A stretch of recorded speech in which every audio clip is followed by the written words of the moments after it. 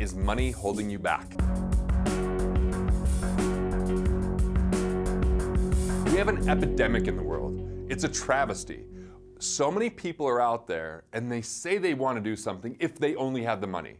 If they only had the money, and they just sit around with fear and worry and concern, worrying about paying the bills, thinking that if they could have more in the future, then they would do the things that they want, and ultimately it holds them back. So this video is about how you can be more resourceful even if you don't have the financial resources. How if you have a true vision, that money and even ability are the biggest excuses people have for holding them back, but it doesn't matter whether you have them or not. See, because if you even have the ability to speak something into existence, what you've got to realize is you can collaborate, you can delegate to others if you've inspired them and they want to be part of what you're up to. I mean, look at Steve Jobs. Did he ever program something? Did he ever build one of these iPads or iPhones? Or did he just think of it in his head and he was so compelling with that vision that it spoke it into existence and it rallied other people around? It's a $1 trillion company now, but it started out in a garage. Talk about resourcefulness. I'm going to begin highlighting Dr. Chris Zeno.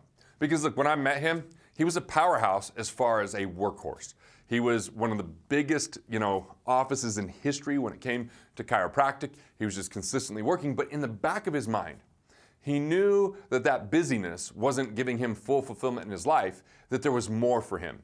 And ultimately, he was willing to invest in himself. And when we got on the phone, this investment was I think it was $35,000. And without hesitation, he said, I'm in, even though maybe deep down he's going, I don't know, man, that's a big commitment. But 7 years, starting to wear down on his body, ultimately very busy but not completely fulfilled, he decided he was going to be the hero of his story. And in my own life, look, I think that right now, I'm like, what can I do to play bigger? I want to have the biggest financial channel on YouTube. Why? Because I want to have the influence to help people make personal finance personal again, to simplify it, to make it understandable, and guess what? Even enjoyable. Bring some passion to this dry topic, right? Make it practical where people go, I know what to do. And it doesn't matter whether I knew exactly what to do the day that I started that channel. It's the commitment. It's the willingness to speak that into existence. And then guess what? Dollars follow value. So if you're willing to commit to value creation, dollars are going to follow. As a matter of fact, I even had this dream one night where I'm like, you know what? I can't just go out there and educate, because education alone isn't enough. I can't just get up on stage and teach and speak so quickly that people don't gather everything. I've got to have a contextual shift. We're in a place right now where society is in a selfish state, where people are thinking about, how can I make it? And that worry creates an even more selfish scarcity state where they're just thinking about that activity to get by.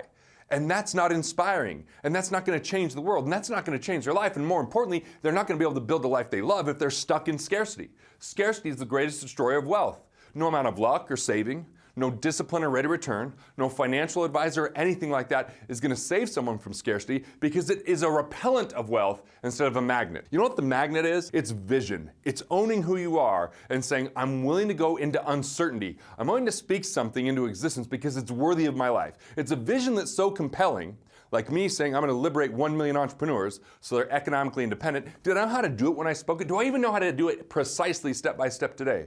The answer is no, but the progress I've made from speaking in 2014 to today is exponential. We've got 150,000 people on that path. At the time, I don't know how many people we had, but I don't know, hundreds? So look at that. It's simply that commitment. So how can you be the hero of your story? How can you create something that's worthy of your life that you never retire from? When people are just trying to retire, that's selfish. Like, okay, one day I'm just going to stop working, sit around, and bankrupt my family. That's what's going on. And with longevity and this increase in lifespan, then it's becoming even more dangerous, because if interest rates don't cooperate, people retire poor. If taxes go up, it starts to confiscate their lifestyle. And there's the stealth tax that comes in called inflation that's robbing them of joy day by day, as they're worried about, will they outlive their money? Will they be able to have that consistent lifestyle? But what about those people with such a big purpose that they can never spend the amount of money they earn, and they're really thinking about what their contribution is to this life, and that they enjoy life along the way, and as you have a big vision, you start taking mini retreats today. Chris took his son out to the John Wick 3 premiere. Now, a lot of people will make that kind of investment because they're waiting for one day someday. But he said, nope, some days today. And he invested in it, and it's an extraordinary experience. When I talked to him, he loved it. I went to Italy for 2 months. I was scared when I said 2 months. I've got a business. right? How's that business gonna operate without me? But you know what? That's the first 60-day period that my wife and I didn't spend at least one night apart. And the good news is we still like each other. She didn't want me to leave. She liked that I was there for 60 days. I spent this time with my kids. They weren't scared of the world. What is it that you're delaying in your life and using money as an excuse? If you want to get beyond your money excuses, it comes down to what's your vision.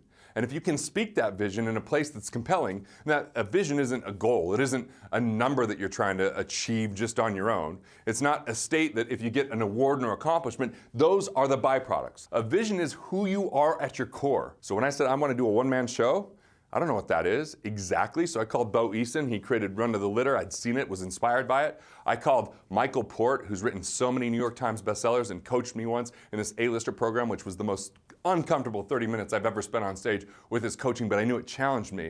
And when I called him, he said, yes, we're gonna find a screenwriter, I'm gonna be your director, and guess what? Now I'm acting, we're laughing, I'm growing, and I'm gonna make sure that we fill up Madison Square Garden and get this play on Broadway. Why? Because we're beginning with entertainment and creating a contextual shift from selfishness to value creation. So what if you committed your life to value creation, and what if your value creation was a byproduct of your vision, of the thing that was so compelling, you'd get out of bed in the morning excited to do it. You deal with the minutia because your vision's always greater than any problem you face, so you find a way to be resourceful. Doesn't matter your resources, you become resourceful when you inspire others, you collaborate, you delegate, and you eliminate anything that isn't who you are. There's a lot of people chasing money.